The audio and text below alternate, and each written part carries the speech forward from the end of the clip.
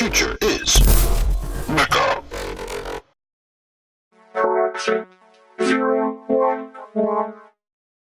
In the previous episode, the final red flag appeared, and with only a couple of minutes left on the clock, I was heading into round 4.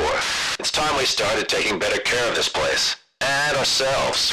It was still made up like she was coming back. That was the worst part of visiting her room. Locked their hands under the bottom edge of the cockpit and ripped it right off. I locked in my mecha right as the countdown hit 0, and I was feeling like I might have just gone crazy. For my mecha, I slotted in the 15-meter HardVac Ranger. It was a beast. The real one was designed for the heaviest and most dangerous asteroid and lunar mining jobs. The active alloy panels were thick, and the joints were protected by heavy woven graphene sleeves. It was the same mecha everyone else selected. You don't make it this far by not knowing your mechas. All 4 of us were global tier and expecting a serious battle. What else would you choose?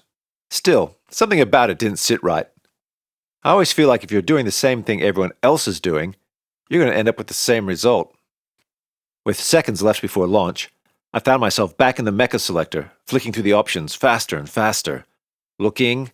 The counter flipped from 3 seconds to 2 seconds. I brought up the keyboard. I hit L. I hit I. There it was.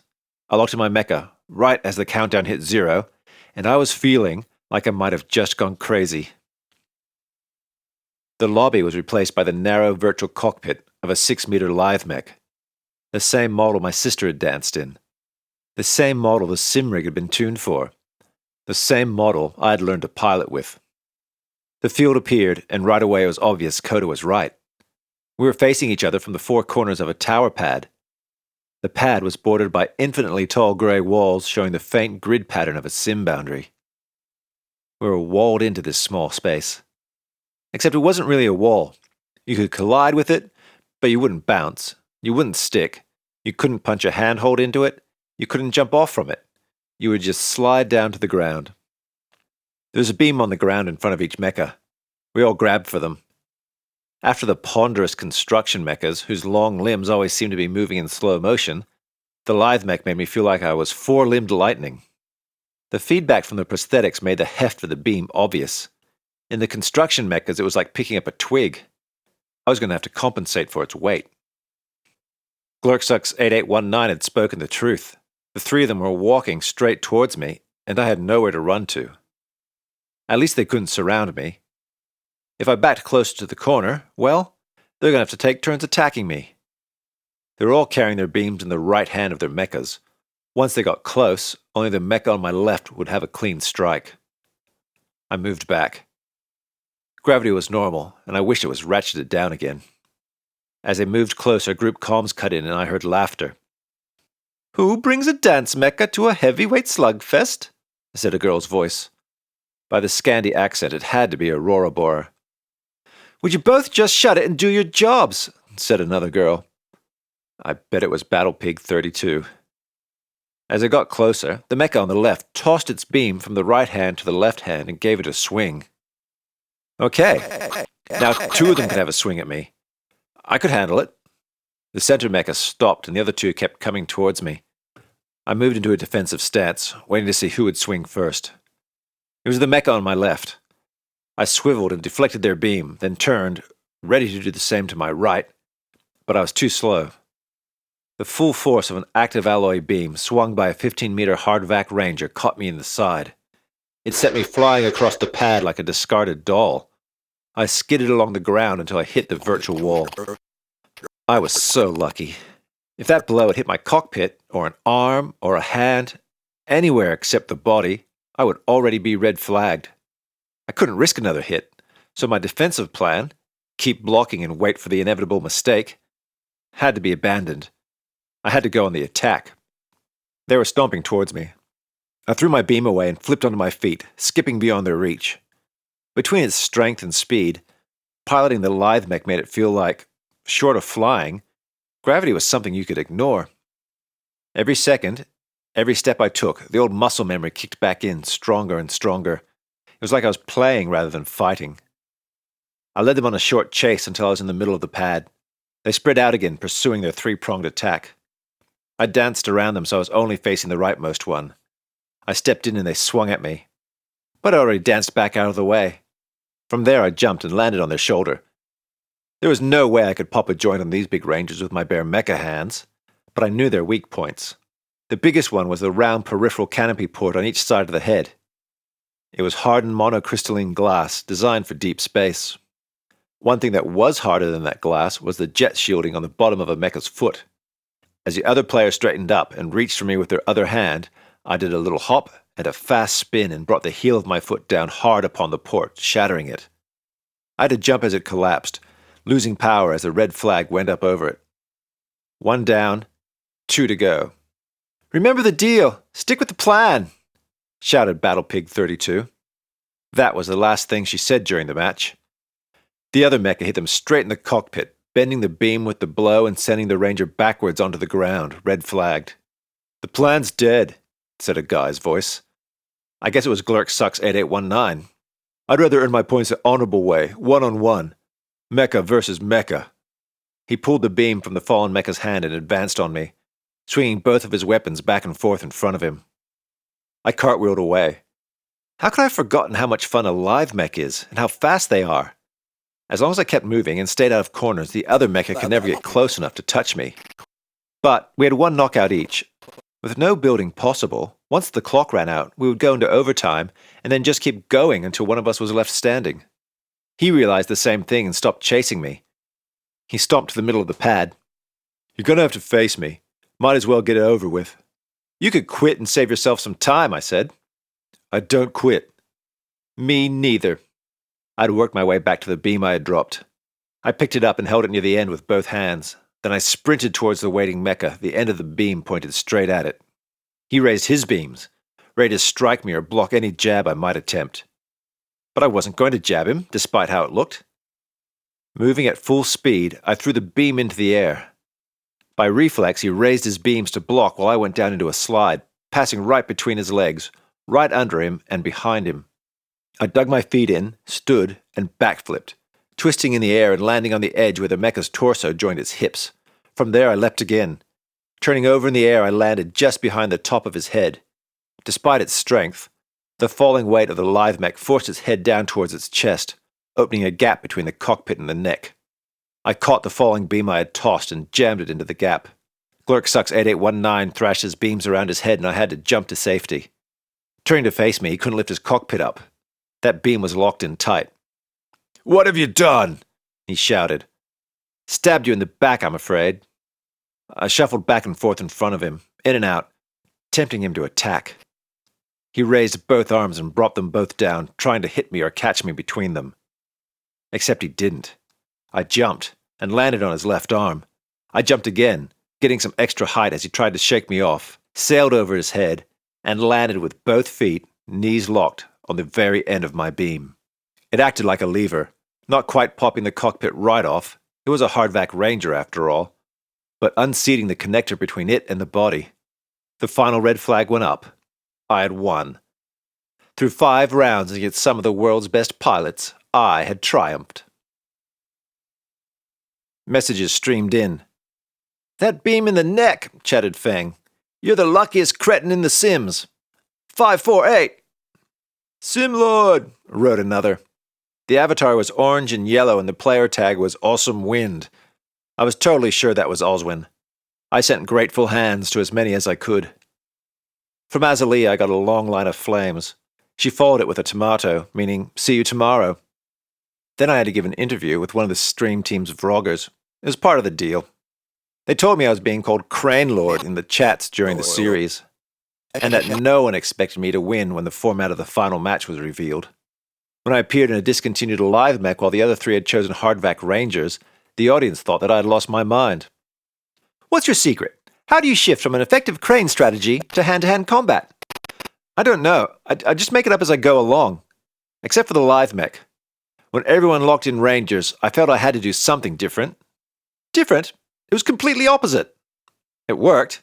And my simrig was tuned for a live mech, so it felt right." "Did I hear that right? Your simrig is tuned for a live mech? How old is your rig?" "It's a Glurk Revision 15. "Revision 15? Did you hear that, peeps? Praxit 2230 took the series simming from a Revision 15 rig.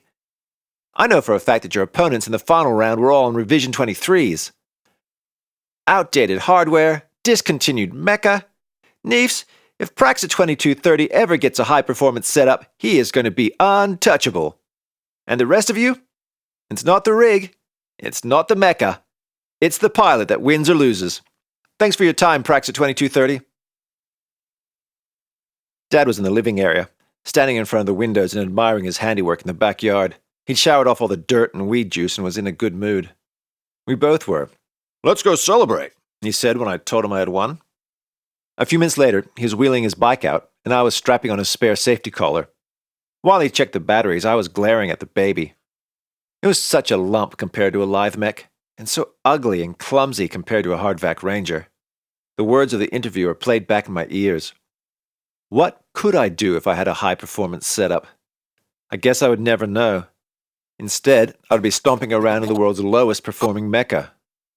Maybe I should give up and spend my points on upgrading the sim rig. Hop on! I got my left foot onto the foot peg and swung my other leg over the bike. Dad started rolling down the drive. "Is this good speed, or should we go a bit faster?" He knew what my answer was going to be. Faster! The bike jerked forward as he accelerated. I had to grab him to stop from falling off the back. We leaned together into the corner that took us onto the ring road, the electric motors driving the wheels whining underneath us. "Should we slow it down?" Faster! The buildings began to move by too fast to follow them with your eyes. The wind was catching my hair. "How's this speed?" Faster! The bike jerked forward. I felt like I was being pulled backwards by the force and had to squeeze Dad tight to hold on. The wind was so strong I pressed my cheek against his back to get out of the blast. Learning place 548, the whole place. The mecha stands, the wide red building, the autonomous zones, blipped past us. We flashed past mechas like they were standing still. Dad weaved us between autonomous shuttle buses without touching the brakes. The city slid away as Dad turned onto the road that ran through the greenbelt to the industrial ring. Trees gave way to high mesh fences protecting flat grey buildings that flickered as we raced past them. I couldn't read the signs attached to the fences, but I recognized some of the logos, including the red, squared-off GI of Coda's dad's company here and there. Then we're out of the city, and tall sink trees created a shadowed canyon out of the road, the walls a near black blur of their closely packed trunks. The road narrowed and began to follow the landscape, twisting and turning. Dad and I moved in unison, leaning into the curves. I had to fight the urge to reach out and touch the road surface as we sped around tight corners, and remember to keep my knees in tight. We hit a long straight section, and somehow we started going even faster. I didn't have to look over Dad's shoulder to see the lights up ahead. Our celebration was taking place at the roadhouse. The cold intensity of a headlight illuminated the side of my face and Dad's back. Then another bike passed us like we were a sink tree on the side of the road. Dad laughed with delight at the outrageous speed of the thing. We pulled into the roadhouse parking area and found a spot among the dozens of bikes. There were really old ones, with frames from the mid-1900s with electric motors hidden under the antique engine metalwork. And there were brand new ones, like the bike that passed us. They were mirrored slivers of active alloy fitted with a seat and handlebars. Instead of antique batteries, they ran on a power cell. Their hubless wheels were high and wide with a surface that curled around the edge, letting them go around corners almost flat to the ground. Dad stopped to admire both types, old and new. Maybe that's why his bike was kind of in the middle. He couldn't choose between the two eras. With all his stopping and staring, it took us a while to get in there and get a table. If you don't ride a bike, or know someone who does, then you might not know the roadhouse even exists. It's not in TravNav, and it doesn't have a mecha stand. In fact, it has a big sign saying, "Wheeled vehicles only." Inside, it's decorated with old bike parts. The seats are old motorcycle seats. They aren't super comfortable unless you get the really, really old ones that are wide and flat. The walls are covered with handlebars and instrument panels mounted to wooden shields. Dad says they're meant to look like hunting trophies from back in the day before moose and elk and deer were wiped out by the climate and the pandemics, and hunters would kill them and hang their antlers as a trophy. For lights, they used, of course, motorcycle headlamps. A huge cluster of them, like a chandelier, hung in the middle of the place. Individual ones hung over the tables, which were all made from huge slabs of sink tree. The dark wood and the small lights made the place feel cozy, even in the middle of the day. Right now, Early in the evening, with the whole thing in the shadow of the trees as the sun went down, it was like a bustling, homely cave. The food's pretty expensive there. We ordered a big platter of nachos and stubby colas. While we waited for the food to arrive, I showed Dad the highlights of the final round on my mini-tab. "Is that a live mech?" he said, grabbing it from my hand. "Yeah." "Ooh, that's a bad hit," he said when he saw me knocked across the pad by the Ranger. "Was it Aurora Bora who hit me? I couldn't even remember." He watched the rest in silence and handed my mini-tab back. He stuffed some chips and beans in his mouth and washed it down with Stubby. "You know, that lithe mech and those flips you did over the Ranger, the way you moved, it reminded me of your sister." He was blinking a lot and staring at his plate. He took a deep breath and blew it out slowly and loudly. "Sorry, Dad." No. Don't be sorry. It's not a bad thing. It's just how it is. So, what are you doing with Coda and Azza tomorrow? "Azalea, Dad. I told you, don't ever let her hear you call her Azza." I told him about what she did to Jabir when he shortened her name. Dad laughed and his good mood returned. The sun was down when we rode back. There was no illumination on the road, just the beam of the bike's headlights shooting out in front of us, turning the road ahead white or sweeping across the trees as we came out of a tight corner. Ahead, up in the sky, scattered clouds were underlit by the city. You couldn't see the towers for the encroaching trees, but you could tell it was there and we were getting closer. One last corner and it appeared, a bright column against the night sky, sparkling with drones and mechas in flight, the tops of the highest towers catching and stretching out clouds drifting by on the wind. We arrived to a chaos of light and noise on the corner of our street. A cordon of tiny service drones with flashing red and blue lights, like a flying, blinking fence, had blocked it off. The service mechas of a response squad were standing around, and people were running from them into our street shouting at each other. Above our street, looking like it was pretty level with our house, an ultra-heavy drone was hovering, contributing most of the noise. Cables were hanging down from it and they were under tension from a load. The Asteroids were standing on the corner next to the drone fence. "Drone crash," said Hernan. "An ultra-heavy," said Merida. "We heard it coming in, then we heard it struggling. The rotors were whining," said Hernan.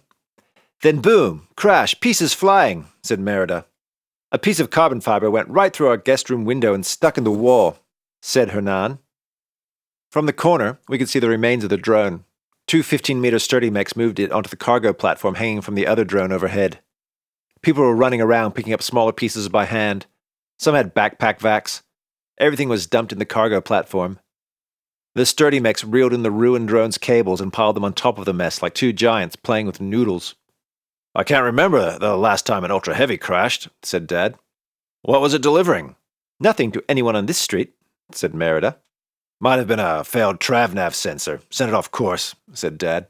The response squad worked fast. Once the ultra-heavy carried the wreckage away, the drone fence switched off and all the pieces swarmed onto the back of a service mecha as they all stomped off towards the transit pads. Dad and I rolled up to the house. Splinters of carbon fiber glittered on the road. All of our windows were intact. Across the street, the Osorios were already taping plastic over their broken window. Someone would have to pay for that. "I'm glad it missed our house," I said. "Me too. I think they're programmed not to crash into houses or people. That's probably why it came down on the road." Before I crawled into bed, I had to look out my window. It used to be the city I'd stare at. It was mesmerizing. I'd think about the millions of people in the towers, going to mech cafes and clubs and streamies. Now I was always staring, well, more like glaring, at that stupid baby. It was becoming a bad habit. It couldn't be healthy because it didn't make me feel better. From my bedroom, I saw something I hadn't noticed from down on the ground. There were two wide gouge marks in the oxylon at the edge of the mecha pad. Were they made by cargo hooks? Big pieces of the drone that broke off? Maybe our house was nearly hit by a big piece, but the response crew grabbed it before we showed up. Maybe a piece hit the baby. If it did, it didn't hit it hard enough. I was waiting and waiting for Coda and Azalea to show up Saturday morning, sitting on the back deck, watching the top of Dad's head as it popped into view from deep in the garden. He kept telling me to come and help, and I kept telling him my friends were going to arrive any minute. I worked through a few levels of Bucket of Kittens. with the sound down so Dad wouldn't hear it, while I waited. At last, a message from Azalea. "You forgot to add us to the geofence. We can't get into your street." That was stupid of me. I called out to Dad, asking him to add them, and he told me I could do it from his tablet and was in the kitchen. We yelled ludicrous byes and goodbyes at each other, and he did actually stand up to wave, and I flashed the good old L. The geofence app was on the first screen. I added Azalea and Coda. It was against the agreed policy of our little dead-end street community, but these two have been my best friends all my life, so I swiped the access control from single access to open access for both of them. If the Laos had any complaints, like they would ever notice, we could remove them again. Until then, I wouldn't have to do anything if they wanted to visit, neither would Dad. When I quit out of the app, I couldn't help but notice it was right next to Dad's finance app. It was really wrong what I thought about doing. I carried the tablet to the edge of the living area. I could see the back of Dad's head bobbing around among the greenery. Moving fast, I opened the finance app. It was already showing transactions. At the very top was a purchase. Last night's dinner at the Roadhouse. Below that, a purchase at a Mech Cafe, and then the grocery delivery. I scrolled until I saw a big number. It wasn't huge, not for a Mecha price. The date looked about right, a few days before my birthday, and it was a money transfer. The receiving account was just a number, no other details. I scrolled back up to the top and quit the app. I was almost afraid to look up. I felt like I had taken too long, but Dad hadn't moved.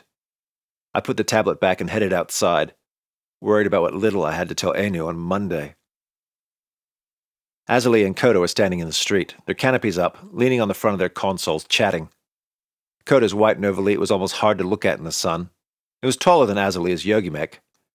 She still had her red, blue, and yellow arm ribbons attached, and they were twisting and fluttering in the light breeze. "Hey, happy birthday!" called Azalea. It made me grin and roll my eyes at the same time. "And the same from me. Has your neighbor's pedigree pig been digging in your oxylawn?" said Coda. "Nah, an ultra-heavy drone," I said. "Who am I co-piloting with?" "No one. You're piloting your own mecha," said Azalea. "Don't make me do that. Not for my birthday." "If it needs calibrating, it's the only way. You need to keep at it. And how did a drone do that to your yard?" I knocked on the baby. It's not like I had a choice. As it carried me up to the cockpit, I told them about last night. It blew their minds. "It came down right behind where you're standing. If you climb down, I bet you can still find pieces of it." "You're so lucky," said Azalea. "It could have hit your house." "I think a big piece hit the yard just there," I said. "Good morning, Pilot Praxit," said the baby as I sat down. "Yeah, it is. Try not to ruin it," I replied. My friends let me lead the way out of the street.